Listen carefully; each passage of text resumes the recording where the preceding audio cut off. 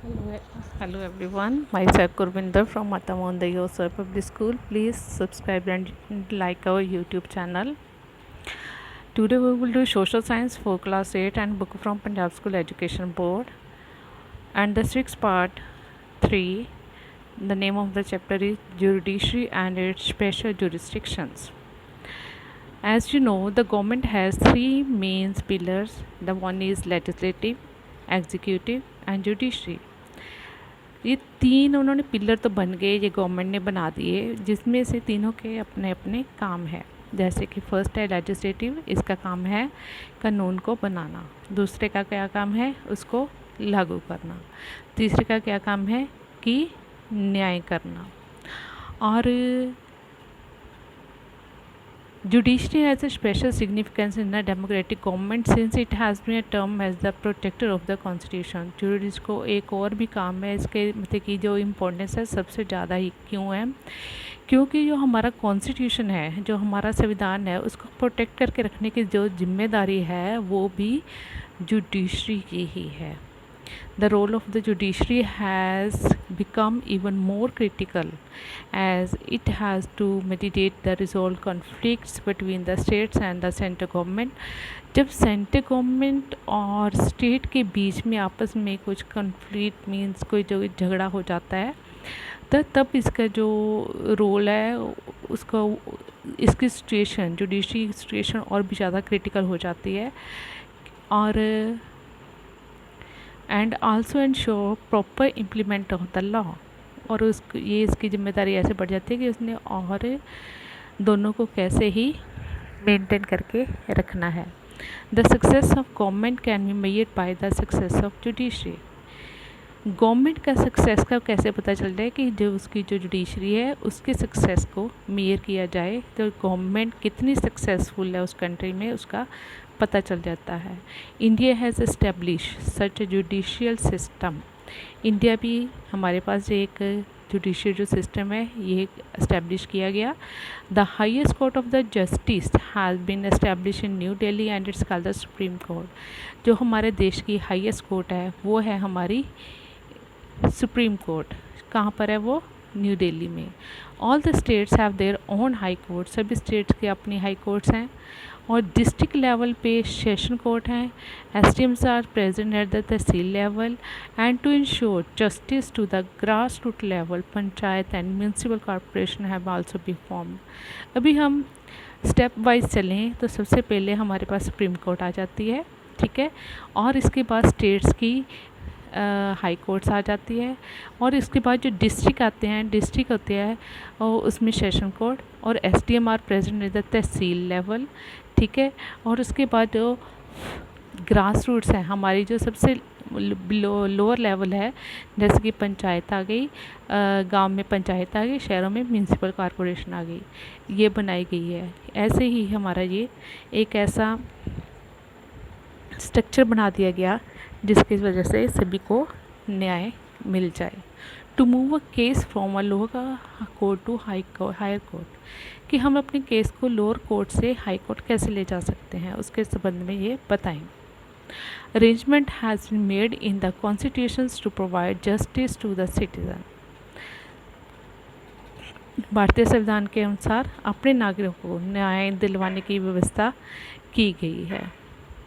If for any reason one feel that justice have been denied to him, he is free to approach the nearest court. अगर उसको लगता है किसी reason की वजह से कि उसके जस्टिस के खुश नहीं है, तो वो अपने अप्रोच को हाई कोर्ट में अपने जो नियर उसकी कोर्ट है वहाँ पर ले जा सकता है। The decision of the district court can B challenged in high court. जो डिस्ट्रिक्ट कोर्ट के जो चैलेंज है उसको भी हाई कोर्ट में चैलेंज किया जाता है। Similarly the decision of the high court can B challenge. Same ऐसे ही हाई कोर्ट को जो डिसीजन किए गए हैं वो उसको चैलेंज सुप्रीम कोर्ट कर सकती है।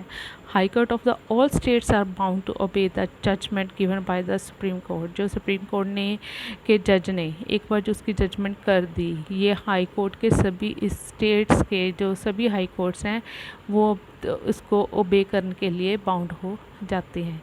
Similarly district courts are bound to obey the law of the high court. The judiciary has been unbiased and the independent. There is no control of any government or political party in any judgment made by the judiciary. The judges are appointed by the president. The judges of the Supreme Court and the High Court retire at the age of 62 to 65 respectively. The judges are paid handsome salaries. और उनको इसमें जैसे कि पहले मैंने बताया है कि ये सुप्रीम कोर्ट हाई कोर्ट के फैसले को चैलेंज कर सकते हैं। ऐसे ही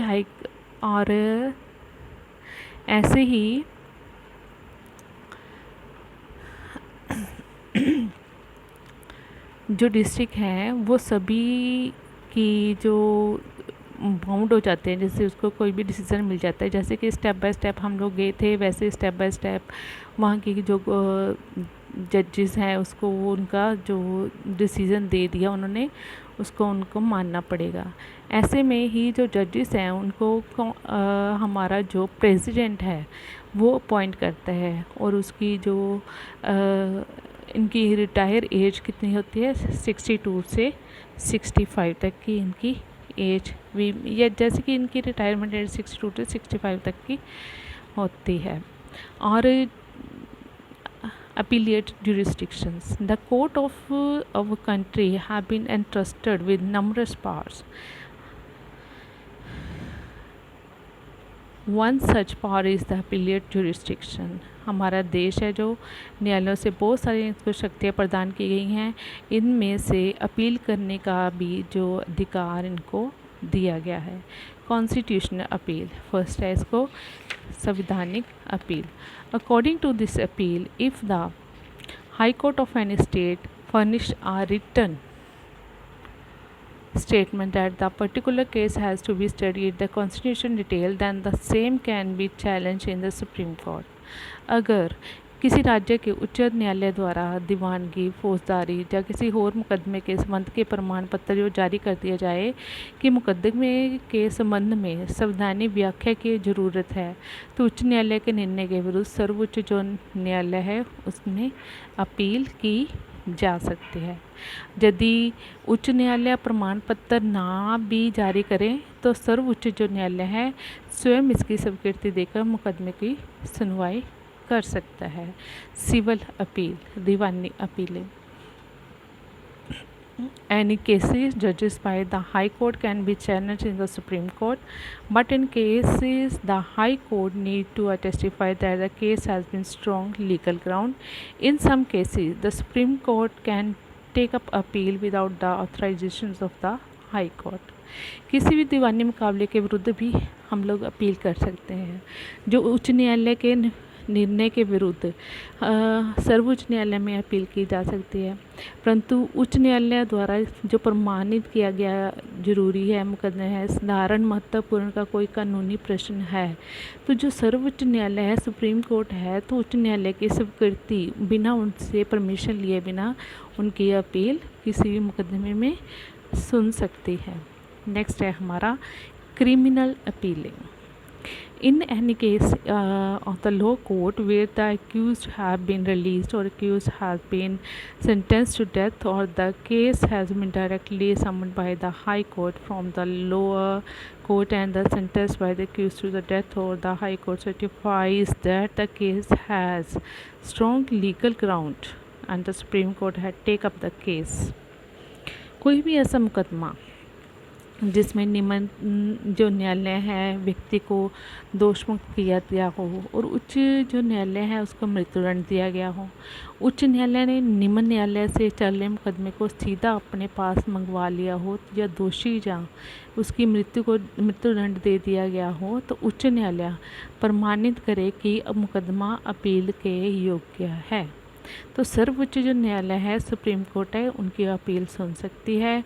इसके अलावा उसको जो एक्ट है हमारा 136 आर्टिकल है, उसके अंडर सुप्रीम कोर्ट को भी विशेष अधिकार प्राप्त हैं कि वे किसी भी मुकदमे के संबंध में जो हमारी लोअर न्यायालय हैं उनके द्वारा निर्णय के विरुद्ध उनके अपील को सुन सकती है।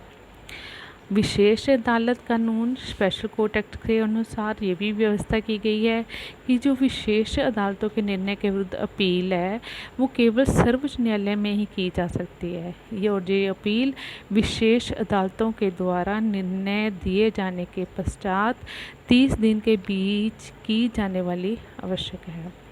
इसी तरह उच्च न्यायालय को भी निम्न न्यायालयों के निर्णय के विरुद्ध अपील सुन सकने का भी अधिकार है।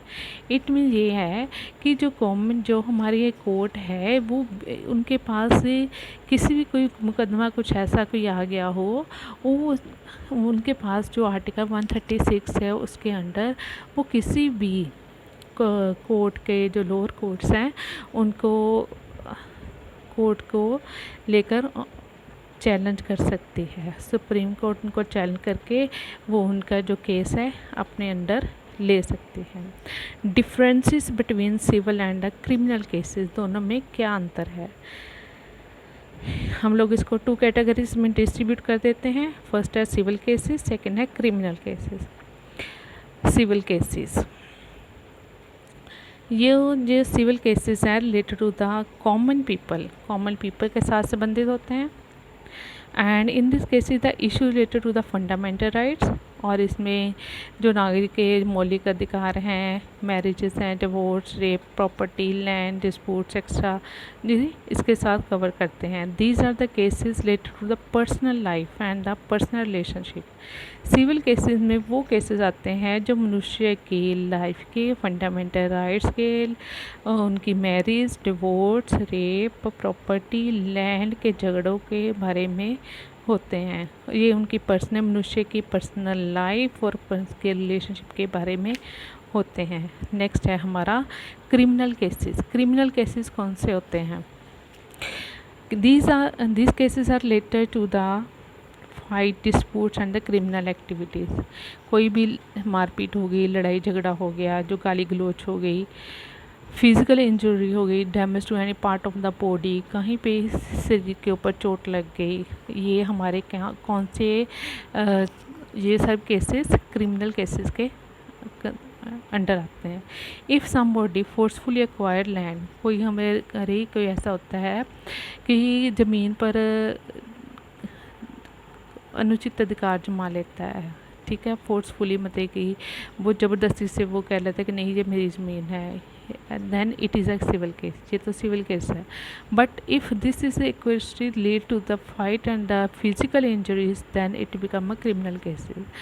अगर वो फोर्सफुली उस जगह को एक्वायर कर लेता है तो ये सिविल केसेस बन जाता है। अगर उसके बीच में फिजिकल इंजरीज, उसको चोट लग जाती है, तो ये क्रिमिनल केसेस बन जाता है। Attempt to the murder is also a criminal offence. किसी को जान से मार देने की भावना भी civil. Criminal attempt to murder फौजदारी मुकदमा ही होता है। और criminal cases are filled under Article 134 and then led to the capital punishment. It can be the death sentence, but in the charge should be the convicted. All the criminal cases are fought at government level but not on a personal level. जो हमारा article 134 है उसके under कोई भी जो person है वो civil cases का मुकदमा उसका दर्ज हो जाता है, मृत्युदंड भी दिया जा सकता है, दोषी के ऊपर दोष साबित करना जरूरी होता है। और सिविल जो केसेस है सरकार द्वारा ये लड़े जाते हैं, ना कि किसी व्यक्ति के द्वारा। और ये ऐसे सिविल केसेस के संबंध में ज़िले की जो उच्च अदालत है, ये सेशन कोर्ट जिसको हम लोग कहते हैं, वहाँ पर किया जाता है। नेक्स्ट है हमारा role of government prosecutor. As it clear from the name, the government prosecutor is a lawyer who fight the case on the behalf of the government. और जो गवर्नमेंट का प्रोसिक्यूटर है, सरकारी वकील इसको बोलते हैं हम लोग, जैसे कि नेम से ही पता चलता है, गवर्नमेंट के बिहाफ के ऊपर ये केस की स्टडी करता है और इसके अगेंस्ट और केस जो है फाइट करता है। There are different government lawyers for the different disputes. Different झगड़े के लिए डिफरेंट गवर्नमेंट के लॉयर्स हैं। Dispute between government and its employees, criminal cases, civil cases, etc. all have different government lawyers who fight for the government and they have to protect the government's interest. जैसे कि सरकारी वकील से नाम से पता चल जाता है कि जो वकील है वो सरकार के पक्ष की ओर के केस लड़ेंगे, और जो सरकारी वकील है वो भिन्न भिन्न प्रकार के जो मुकदमे हैं उनके के लिए भी उनके जैसे कि डिफरेंट उनके लॉयर्स होते हैं। और सरकार और सरकारी कर्मचारियों के मध्य में जो आपस में झगड़े हो जाते हैं तो मुकदमों को लड़ने वाले जो सरकारी वकील हैं, सरकारी संपत्ति के वकील, दीवानी मुकाबले लड़ने वाले वकील, फौजदारी मुकाबले के सरकारी वकील, सभी अलग अलग होते हैं।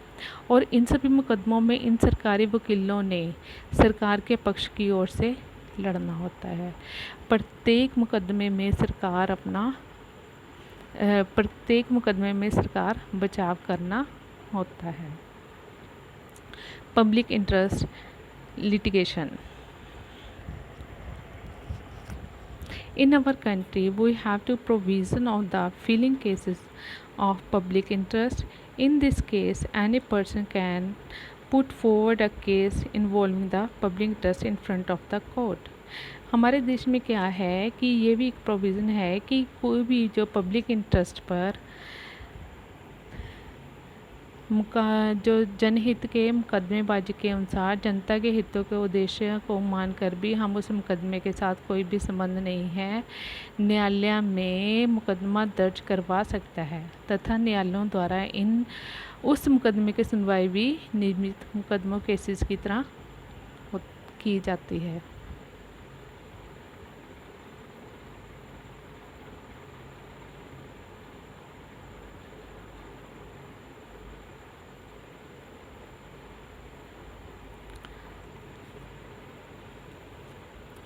PIL is not against any individual but is targeted against any department or the government officials or organization.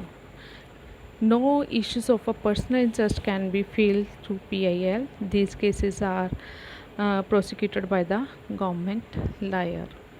और ऐसे मुकदमे हैं जो किसी विभाग, सरकारी संस्था के विरुद्ध जो किया जाता है, ऐसे मुकदमों का जो संबंध है जनता के हितों के साथ का होना भी बहुत ज़रूरी है। किसी व्यक्ति के निजी हितों की रक्षा के लिए भी हम लोग जनहित मुकदमेबाजी का सहारा नहीं लिया जा सकता। ऐसे मुकदमों की पैरवी के लिए हमें जो सरकारी वकील है उनके द्वारा ही की जाती है। नेक्स्ट है हमारा पावर ऑफ जुडिशियल रिव्यू। इनका पुनरीक्षण क्या है न्यायपालिका का? Judiciary is India has to power to review the ordinance to issue by the executive और an act pass by the parliament of an state legislative assembly. न्यायपालिका की एक विशेष शक्ति है। इस शक्ति के द्वारा न्यायपालिका ये देखती है कि कार्यपालिका द्वारा जो उन्होंने ऑर्डिनेंस जारी किए थे, विधान पालिका द्वारा पास किया गया कोई भी कानून है, कोई भी बिल है, संविधान के विरुद्ध तो नहीं है। अगर ऐसा है तो उसको अनकॉन्स्टिट्यूशनल कर सकती है और उनको रद्द भी कर सकती है। ऐसे में क्या है, जो जुडिशरी है ये एक हमारे कॉन्स्टिट्यूशंस का पहरेदार भी है। Independence and the impartiality of the judiciary. न्यायपालिका क्या है? एब्सोल्युटली इंडिपेंडेंट, एकदम इंडिपेंडेंट हैं from the other two organs of the government such as legislature and executive. Only the independent and the impartial judiciary can protect the right of the liberty of the people. जो एक हम लोग ये कहते थे government के 3 organ में से जो एक ऑर्गन है जो बिल्कुल ही इंडिपेंडेंट है और ये बिल्कुल ही इम्पार्शियल है. ऐसे में ये जो पीपल है उनकी लिबर्टीज़, उनके राइट्स को ये प्रोटेक्ट कर सकता है. Maintaining the supremacy of the constitution, it ensure the people of the believe in the administration. और संविधान की सर्वोच्चता बढ़ाकर लोगों का ये राज प्रबंध का विश्वास कायम रखना भी कर सकता है. एंड द लोक अदालत, जिसको हम लोग पीपल कोर्ट भी बोल देते हैं, for the purpose of the giving speedy and the chief justice, Lok Adalat are organise under the law of the legal organisations. लोगों को जल्दी और सस्ता न्याय देने के लिए जो लोक अदालत हैं उसको ऑर्गेनाइज किया गया. In addition to the criminal cases any such which is pending in the judicial court can be brought in the Lok Adalat. जो कुछ लोक अदालत में किसी का भी मुकदमा था जो न्यायालय में चल रहा हो, वो लोक अदालत के समक्ष में हम लोग पेश कर सकते हैं. यह लोक अदालत की जो लोकप्रियता भी है ये डे बाई डे बढ़ रही है. And the Lok Adalat try to decide the matters by compromising between the both parties. ये दोनों पार्टीज़ को अच्छे से सुनती है, फिर उनको ये कोशिश यही करते हैं कि दोनों के बीच में कॉम्प्रोमाइज़ हो जाए. All are bound to the decision given by the Lok Adalat. It is mention here that no appeal can be filed against the Lok Adalat decision. और जो लोक अदालत द्वारा किए गए फैसले हैं उनके विरुद्ध किसी भी अदालत में अपील नहीं की जा सकती. Directions of court in the registering FIR. FRI का मीनिंग क्या है? First information report. We are suppose to inform that the police immediately in the event of any mishappening. कोई भी ऐसी दुर्घटना हो जाती है, सबसे पहले हमें पुलिस को सूचित करना होता है. और it has to be inform to be the nearest police post जो हमारे पास है उसके यहाँ पर. It is not worthy to mention here that no police official और the change can refuse to the register on FIR.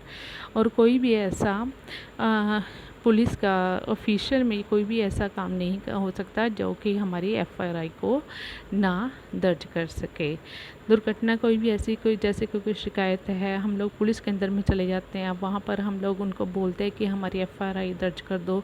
अगर कब पुलिस दर्ज करने से इसको इनकार नहीं कर सकते. If any police official refuse to register an FIR, अगर वो रिफ्यूज़ कर देता है रजिस्टर करने में, the matter can be brought to the notice of the SHO के पास उसको नोटिस को भेजा जाता है. If SHO doesn't report the matter फिर देन पहले FIR पुलिस स्टेशन करवाई जाती है. अगर वहाँ पर सुनवाई नहीं है तो फिर उसके बाद SHO के बाद DSP एंड उसकी अप्रोच के बाद SP. अगर SP भी रजिस्टर नहीं करता then SSP can be approach. तो SSP के पास भी इसकी अप्रोच की जा सकती है. In any unlikely event if the police do not register the FIR, police नहीं करती register, then we can approach the judiciary in this regard. तो हम न्यायपालिका के पास जाकर इसकी अप्रोच कर सकते हैं. It is a mention in our constitutions that any court can direct the police of the register an FIR. The court itself can also register. The court भी अपने आप FIR को रजिस्टर कर सकती है and hand it to over the police for the investigation. The police को देकर उसकी इन्वेस्टिगेशन करवा सकती है. Although it is highly unlikely that the police will refuse to register the FIR, but if it happen like this then there are a special right to judiciary. अगर कोई ऐसा कभी कभार जी अगर ऐसा कोई हो जाए तो देश के न्यायालयों को भी विशेष अधिकार प्राप्त हैं। दैट्स ये हमारा यहाँ पर चैप्टर है जो जहाँ पर कंप्लीट हो गया। Thank you very much.